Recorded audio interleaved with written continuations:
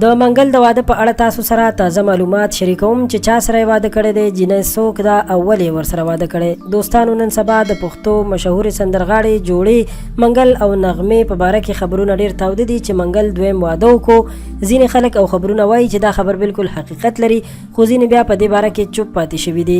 خو د منګل د نوي تصویرونو شیر کېدو سره خلکو ویلي دي چې دویم واده یې کړی دی.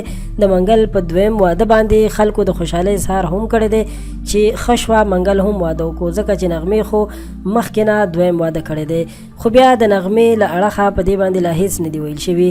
څه موده وړاندې منګل اشارتن ویلي وو چې په مکریانو کې د کورونو او نورې ډېرې شتمنۍ نه د نغمې په خاطر تیر شوی دی او د هغې لپاره یې دغه هر څه له لاسه ورکړي دي او ویلي چې نغمې د ښځو د حقوقو لپاره هر ځای غږ پورته کړی دی او هغې ته خپل حق ورکړل شو. او بل خوا نغمې هم ویلي وو چې منګل ته د یو هنرمند په صفت ډېر احترام لرم، خو ژوند مو سره ګډ وډ او وخت مو نه تېرېدو، نو بهتره مو وګڼله چې لارې جدا کړو.